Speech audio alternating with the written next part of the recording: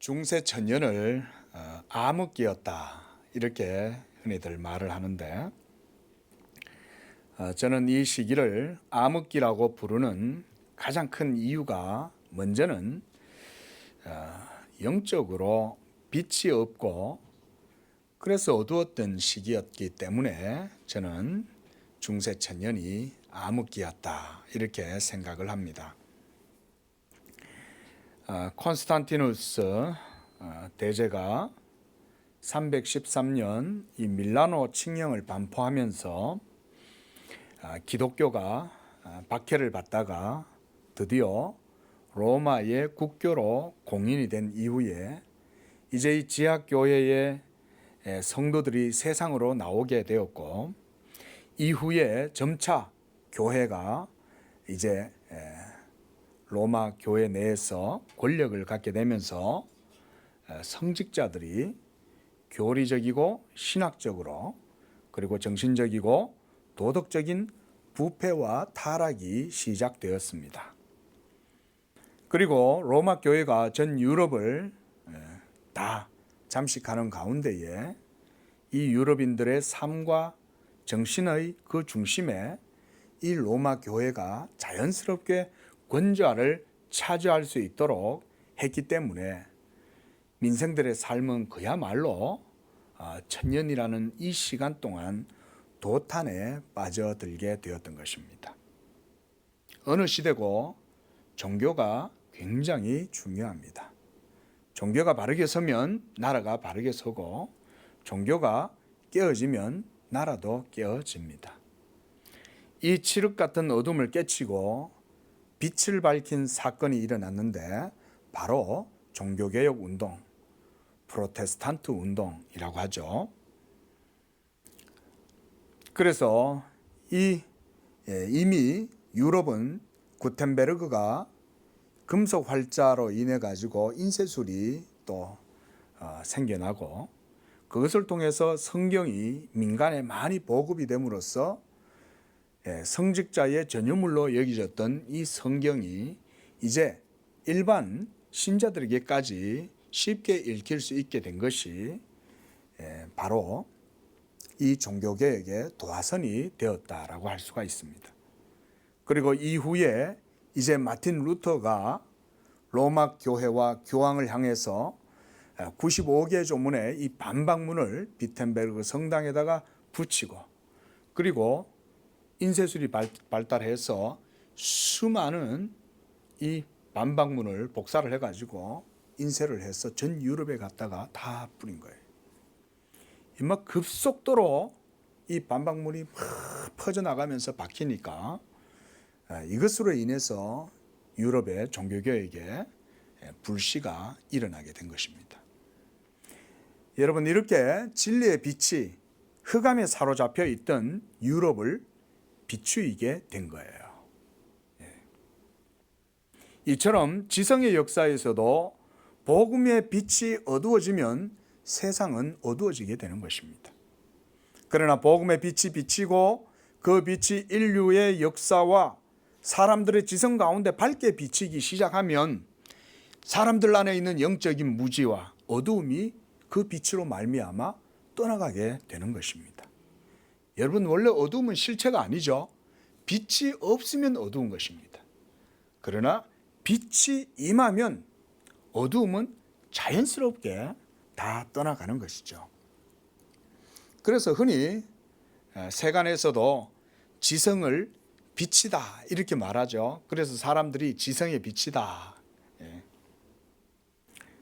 그래서 이 지혜와 지식의 빛은 영적인 무지를 밝힌다는 의미로 많이 사용이 됩니다.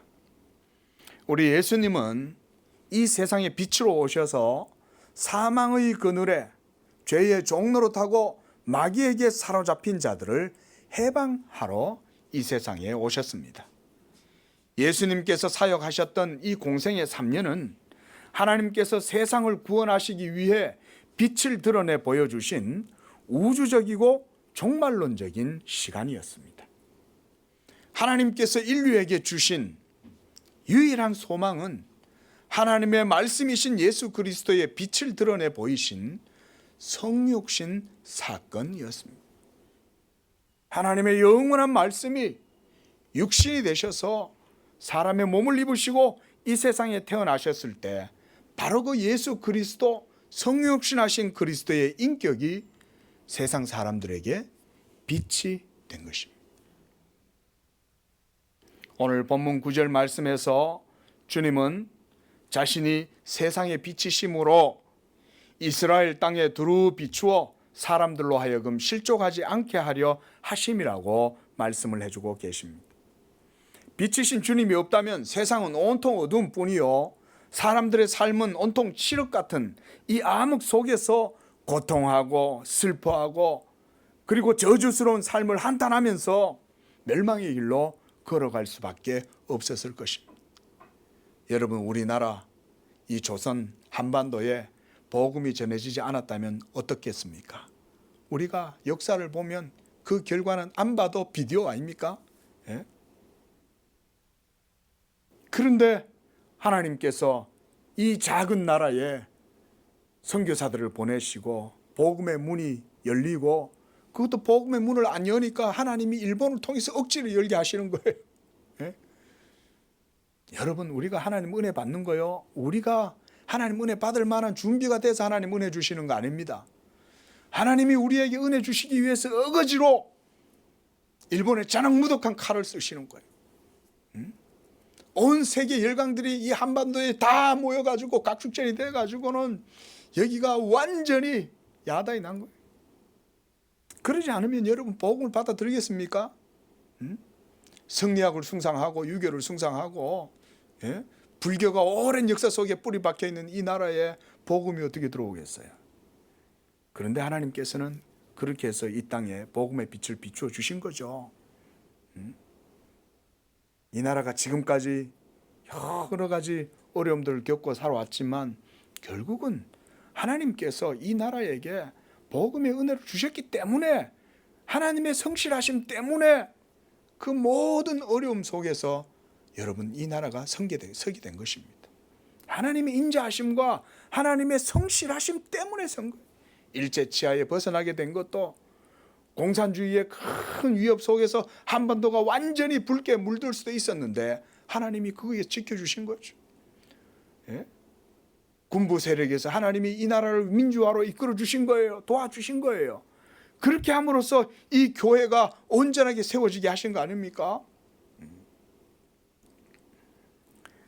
본문에서 죽은 나사로를 살리신 이 사건은 그래서 빛이신 예수님의 영광을 드러내 보여주시기 위한 하나님의 섭리였음을 우리가 보게 됩니다. 그래서 저자인 요한은 이 사건을 통해서 주님의 영광을 증거하기 위하여 마르다와 마리아 그리고 나사로에 대해서 간략하게 설명을 해주고 있습니다. 먼저 1절 말씀을 보니까 어떤 병자가 있었다 그랬습니다. 그리고 마리아와 그 자매 마르다의 마을 베다니에 사는 나사로라. 이 마리아는 향유를 주께 붓고 머리털로 주의 발을 닦던 자요, 병든 나사로는 그의 오라버니였더라. 이렇게 그들에 대해서 설명을 해주고 있습니다. 주님이 사역하시던 시기에 이 마리아와 마르다는 예수님과 아주 각별했던 사이였던 것 같습니다. 그래서 저자는 이 집안이 예수님을 얼마나 극진히 잘 섬겼는가를 소개를 해주는 것이죠. 2절 말씀에서 마리아는 특히 이 예수님을 너무나 사랑해서 이 여인의 머리털, 여러분 이 여인의 머리카락이 얼마나 소중합니까? 그렇죠? 그런데 이 자기 영광이요, 자기 프라이드였던 이 머리카락에 향유를 부어가지고 그걸로 적시어가지고 예수님의 발을 자기 머리카락으로 닦는 거예요. 얼마나 이 여인이 주님을 사랑했으면 이렇게 극진한 행동으로 주님을 섬겼겠는가. 이렇게 주님을 사랑하고 섬겼던 집안이 바로 마르다, 마리아, 나사로였어요. 참 예수님을 잘 믿은 집안이었죠. 또한 5절에서 주님께서도 이 마르다와 또 마리아 그리고 나사로를 사랑하셨다고 말씀하시는 것을 볼 때에 그들이 주님을 얼마나 사랑했는지 또 주님께 사랑받았다는 것을 볼 때 주님에 대한 그들의 믿음이 적지 않았음을 우리는 쉽게 볼 수가 있죠.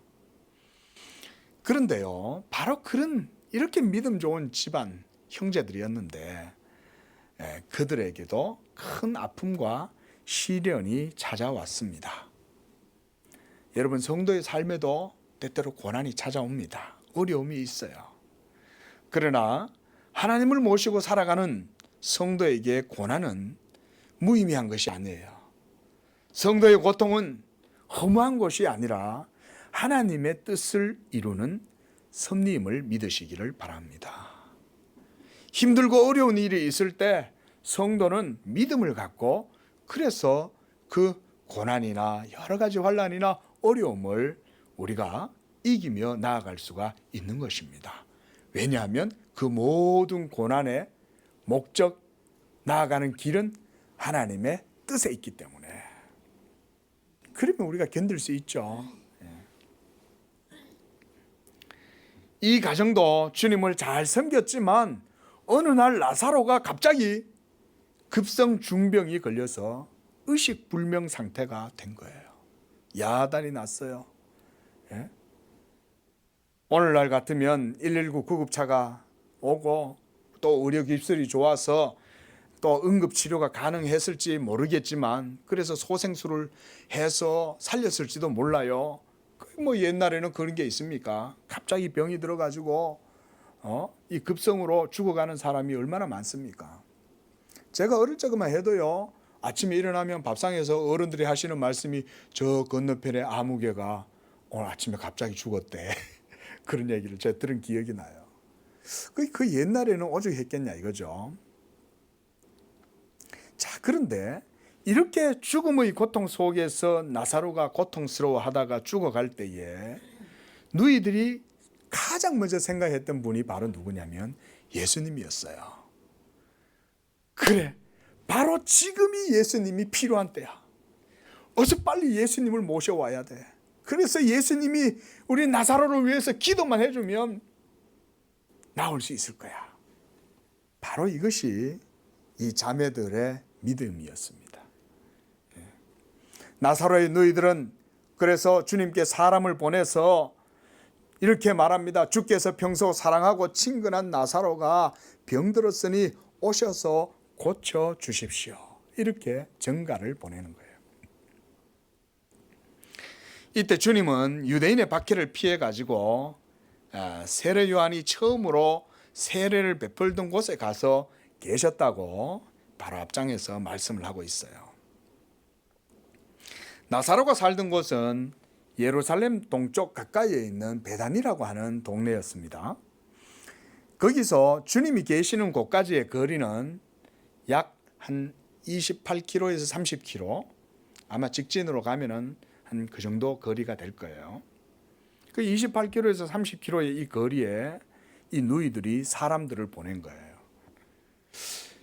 보니까 아마 말을 타고 간 것 같지는 않습니다. 왜냐하면 이 급한데 아마 이런 평민들에게는 말이 없었겠죠. 말이 없으니까 도보로 갔을 것입니다. 이 가는 시간이 아마 계산해 보면 우리가 한 25km에서 30km를 걷는다 이러면 하루 종일 빠듯하게 걸어야 되지 않겠습니까? 또 이 급한 전가를 보내야 되니까 아마 종들이 아마 열심히 이제 갔을 거예요. 그들이 예수님께 도착했을 때는 벌써 이제 하루가 지났죠. 그리고 그때는 이미 나사로는 숨을 거두고 난 뒤였습니다. 그래서 주님께서도 14절에 말씀하시죠. 나사로가 죽었느니라. 주님은 벌써 나사로가 죽었다는 것을 아시는 거예요. 그리고 주님께서 거기서 이틀을 더 유하셨다 이렇게 말씀하셨으니까 주님께서 이 나사로에게 가셨을 때는 그 계시던 곳에서 벌써 나흘이 지난 때에 도착하게 된 거예요. 그 17절과 39절 우리가 오늘 읽지 않았지만 이 39절에도 보면 벌써 나흘이 되었나이다 이렇게 말씀하고 있죠. 다음 주에 보겠지만 17절에도 보면 무덤에 있은지 이미 나흘이다. 무덤에 있은지, 죽었으니 무덤에다 놔둔 거죠. 자, 여러분, 여기서 우리가 좀 주목해 봐야 될 것이 있어요. 그게 뭐냐면 주님께서 나사로가 병들어서 죽을 아주 위급한 상황이라는 소식을 듣고서도 주님은 급히 가시지 않고 도리어 주님이 계시던 그곳에서 이틀을 더 유하시면서 지체하셨다는 거예요. 참 얼마나 여러분 이 주님을 모시러 왔던 이 사람들이 그렇죠? 얼마나 애간장이 탔겠어요. 아니 빨리 좀 가시지. 나사로가 어쩌면 죽었을지도 모르는데 왜 저러고 계시나. 그리고 옆에 있던 제자들도 아니 주님이 나사로하고 친하신데 나사로 형제가 아프다는데 주님은 왜 저렇게 계실까. 아마 이런 의문점이 들었을 수 있을 거예요. 분명히 5절에서도 주님께서 뭐라고 말씀하셔요? 본래 마르다와 그 동생과 나사로를 주님이 사랑하셨다 그랬잖아요. 아니 사랑하시는데 이렇게 사랑하시던 나사로가 죽을 병에 위급한 중병에 걸려 있다면 주님께서 걸음을 재촉하셔야 될 텐데 그러기는커녕 더 지체하는 것이죠. 왜 그러셨을까요? 여기에는 이유가 있어요. 4절에 주님이 그 말씀을 하십니다. 이 병은 죽을 병이 아니라 하나님의 영광을 위함이요 하나님의 아들이 이로 말미암아 영광을 받게 하려 함이다 라고 이렇게 주님이 말씀을 하셨어요. 복음서를 통해서 우리가 주님의 사역의 특징들을 살펴보면 주님이 행하시는 모든 사역들은 다 하나님의 뜻과 섭리 가운데에서 이루어지는 것임을 알 수가 있습니다. 하나님 아버지의 뜻이 곧 아들의 뜻이요. 그래서 아들께서는 아버지가 하시는 일에 철저하게 일치된 가운데에서 아들로서 모든 일들을 다 행하셨다는 것을 우리가 알 수가 있습니다. 그리고 이것은 주님께서 최후에 십자가에 못 박혀 죽으시는 바로 그 순간까지도 그러했죠. 이렇게 해서 주님은 결국 하나님 아버지의 뜻을 다 이루시고 그래서 마지막에 십자가에서 외치신 거예요. 내가 다 이루었다. 다 이루었다. 뭘 다 이루었다는 거죠? 하나님 아버지의 뜻을 다 이루었다는 거예요. 그 하나님 아버지의 모든 뜻은 율법에 다 계시되어져 있어요. 하나님의 모든 의를 내가 다 이루고 그래서 십자가로 율법의 마침이 되셨다. 요한복음 9장에서 맹인을 뜨게 하신 사건도 우리에게 그것을 보여주죠. 그가 맹인으로 태어나게 된 것이 그 자신의 죄 때문이었는지 그 부모의 죄 때문인지 하고 제자들이 주님께 물었을 때 주님은 그의 죄도 아니요 또 그의 부모의 죄 때문도 아니라 바로 그를 통해서 하나님이 하시는 일을 나타내시려고 그렇게 하셨다. 이렇게 말씀하셨죠. 오늘 나사로의 죽음도 주님은 동일하게 말씀하고 계시는 거예요. 나사로가 죽을 병에 걸리게 된 것은 하나님의 영광을 드러내기 위함이고 하나님께서 그것을 통해서 하나님의 아들의 영광을 드러내려고 하십니다. 이렇게 말씀하시는 거예요. 아마 주님이 이 말씀을 하실 때 나사로가 거의 절체절명의 그 상황에 있었던 것 같아요. 심부름꾼들이 주님께 도착했을 때 이렇게 나사로는 이제 죽게 되었고 거기서 더 이틀을 머무시고 나흘째가 될 때 주님은 그들에게 도착하신 것입니다. 일반적으로 우리가 장례식을 치를 때는 이 3일이나 또 4일장 이렇게 하면 그걸 통해서 우리가 사람이 죽었다는 것을 분명히 알 수 있죠. 간혹 가다가 어쩌다 보면 죽은 사람이 살아나는 경우가 있잖아요. 그런데 그런 경우는 죽었다가 살아난 건 아니에요. 왜냐하면 시체가 안 썩기 때문에. 그러면 죽은 것처럼 보였던 거죠. 얼마 전에 해외 토픽에 보니까 이 어머니가 죽은 줄 알았는데 관속에서 숨을 쉬고 있는 거를 이 딸이 눈치를 챈 거예요. 그래가지고는 막 화장을 하려는 직전에 그 관뚜껑을 열어보니까 엄마가 살아있는 거예요. 그리고 유서에 나왔어요. 자, 그 어머니는 죽었을까요? 죽은 게 아니죠. 숨이 너무 약하니까 죽은 걸로 착각한 거예요, 사람들이. 그런데 다시 기사회생을 해가지고 이분이 기운을 차려갖고 숨을 크게 쉬고 이러니까 딸이 그걸 듣고 이제 살았다는 걸 알았죠. 그건 죽은 게 아니에요. 그러나 사람이 죽어서 송장이 되면 이틀, 사흘이 되면 그때부터 이제 냄새가 나기 시작하는 거예요. 그거는 확실히 죽었다는 것이죠. 나사로가 그래서 39절에 보면 사흘이 되면 냄새가 나나이다 이렇게 말하죠. 냄새가 난다.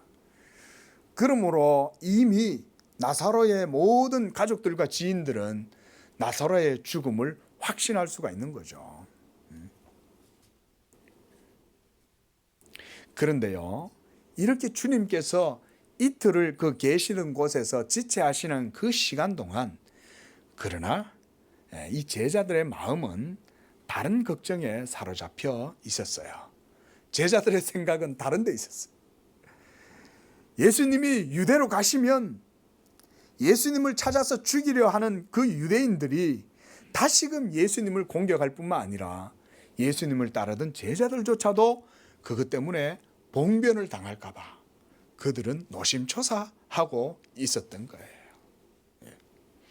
그래서 그들은 8절에 말합니다. 랍비여, 어찌하여 다시 유대로 돌아가리 하시나이까?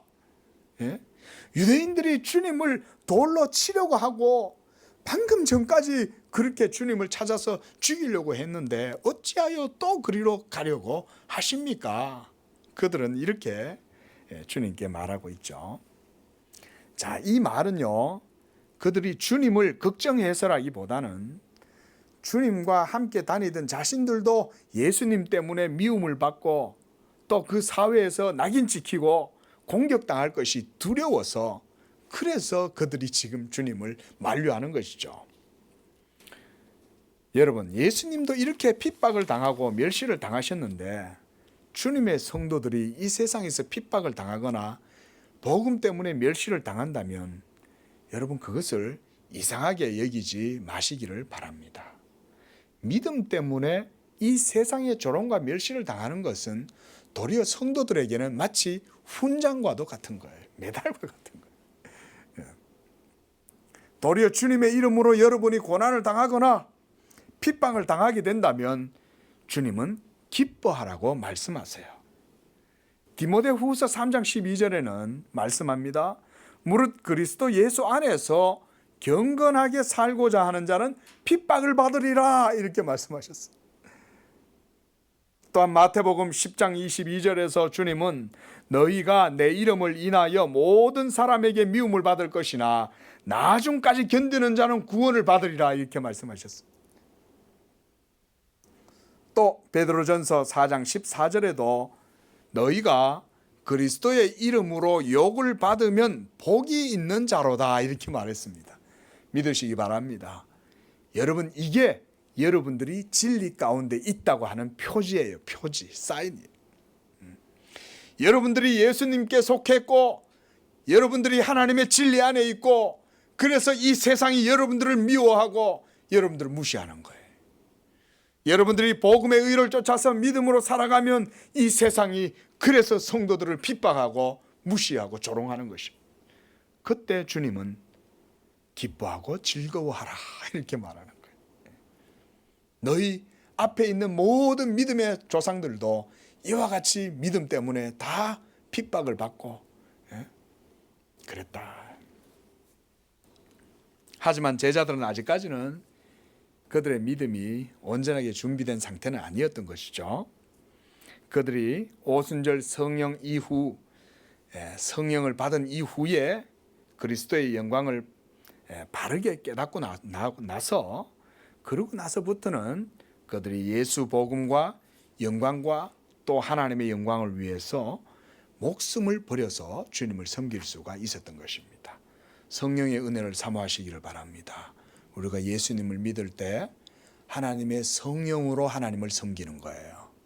하나님의 성령을 힘입지 않고서는 우리 육신의 힘으로는 절대 여러분 우리가 하나님을 기쁘시게 할 수가 없습니다. 믿으시기 바랍니다. 그래서 우리가 주님이 성도들에게 기도하라고 그러는 거예요. 성령 안에서 쉬지 말고 기도해라. 그 말은 성령을 쫓아서 행할 때에만이 우리가 온전히 믿음으로 하나님을 영화롭게 할 수 있기 때문에. 하지만 제자들과 달리 주님의 관심사는 처음부터 끝까지 다 하나님 아버지의 일을 이루는 것에 있어요. 요한복음 4장 34절에서도 주님은 말씀하시기를 나의 양식은 나를 보내신 이의 뜻을 행하며 그의 일을 온전히 이루는 이것이니라 이렇게 말씀하셨고, 또 요한복음 17장 4절에서도 아버지께서 내게 하라고 주신 일을 내가 이루어 아버지를 이 세상에서 영화롭게 하였나이다 이렇게 주님이 말씀해요. 여러분, 이 세상 어둠 가운데에서 죄로 말미암아 마귀에게 사로잡혀서 살아가는 자들은 그 생명으로 인도하는 것이 바로 예수님의 뜻이기 때문에 주님이 바로 이 빛을 비추어야 한다고 지금 말씀하고 있습니다. 그래서 오늘 주님은 9장 4절 말씀에서도 맹인을 고치시면서 말씀하셨어요. 주님의 때가 아직은 낮음에 나를 보내신 이의 일을 우리가 하여야 하리라 이렇게 말씀하신 거예요. 그리고 이제 밤이 된다면 그때는 아무 일도 할 수가 없노라. 이 낮의 빛은 바로 주님이 사역하시던 그 시기에 주님이 빛으로 이 세상을 비추시는 것을 의미하는 거예요. 지금 이 나사로가 죽을 병에 걸려서 죽게 된 것은 주님이 빛이라는 것을 드러내 보여주시는 찬스다. 하나님의 카이로스다. 그래서 사람들이 주님을 보고서 하나님의 빛을 보고 그 주님을 믿음으로 어둠에서 벗어나게 될 것이라고 말씀하시는 거예요. 그리고 이제 밤의 때는 뭐냐? 주님이 이 세상에서 계시지 않을 때 데려감을 입게 되면 더 이상 사람들이 주님을 보지 못하게 될 것이기 때문에 어두움의 때가 된다고 지금도 말씀하시는 거예요.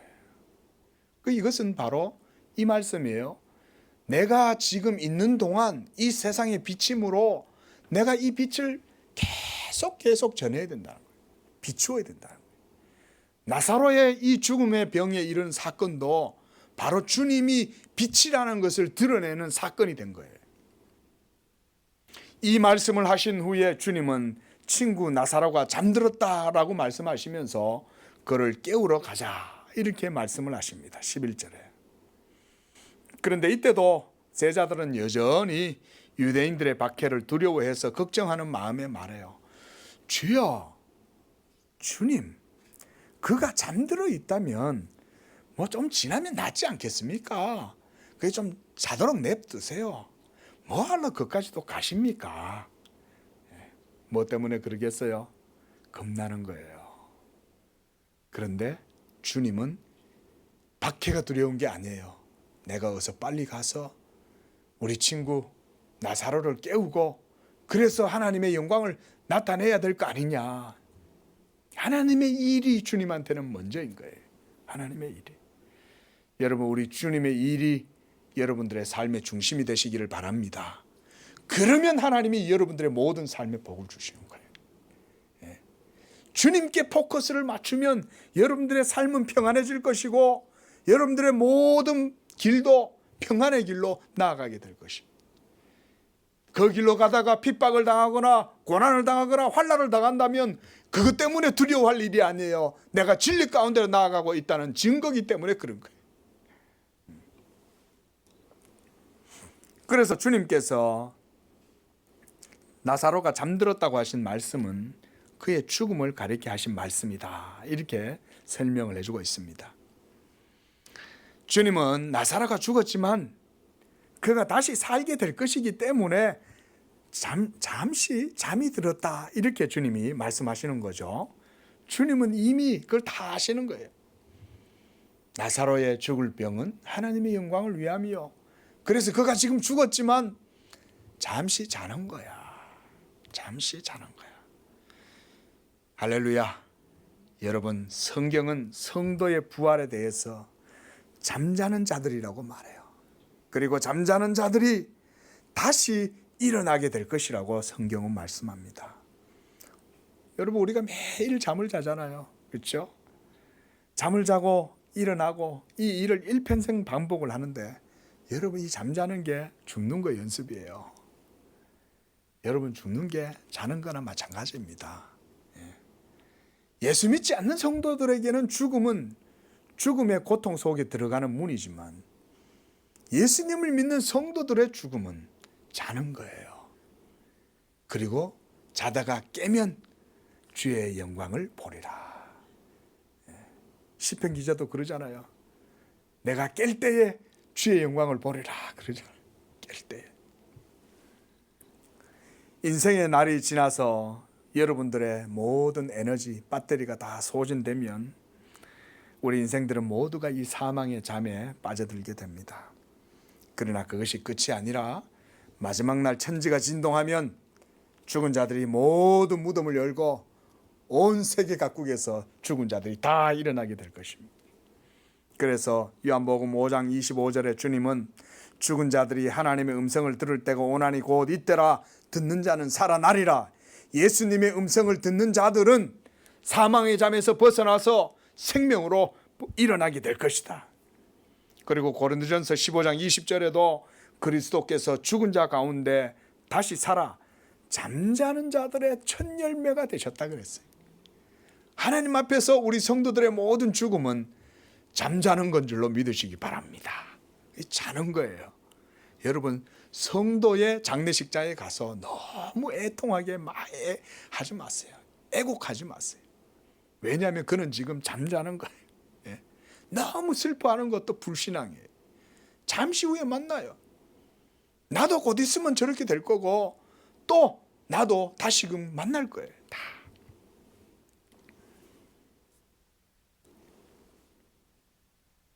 이제 주님은 제자들에게 밝히 말씀해 주셔요. 14절에 보니까 주님이 이제는 대놓고 말씀해 주시죠.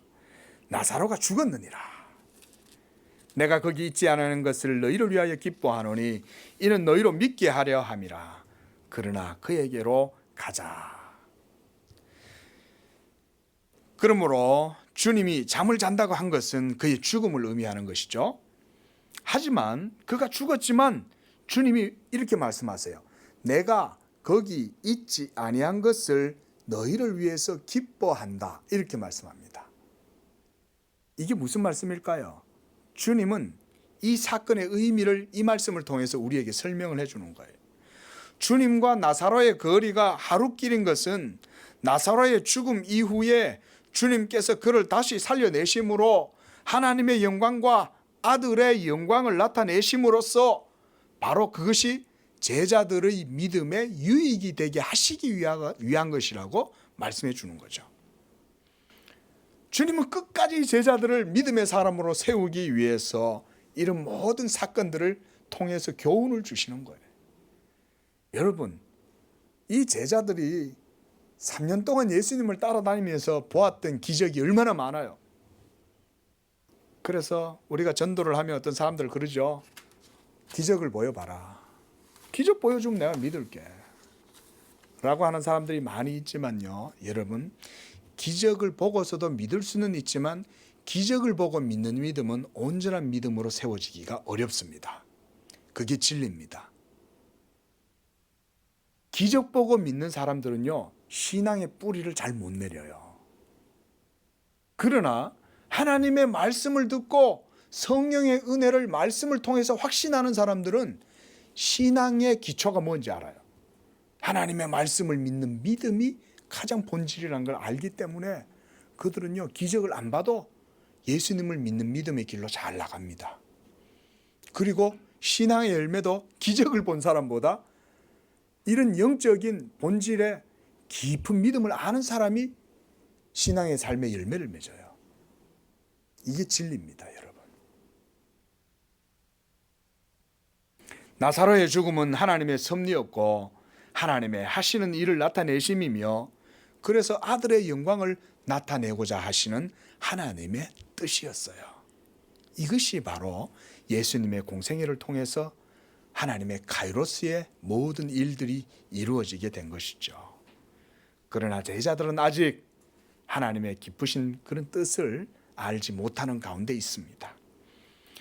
그래도 주님이 유대 지역으로 가자고 하실 때 그들은 두려웠지만 어쩔 수 없이 주님을 따라갈 수밖에 없었습니다. 그래서 16절에 도마가 이런 객기 섞인 말을 하는 거예요. 에이, 가자! 디드모라고도 하는 도마가 다른 제자들에게 말하되, 야, 가자!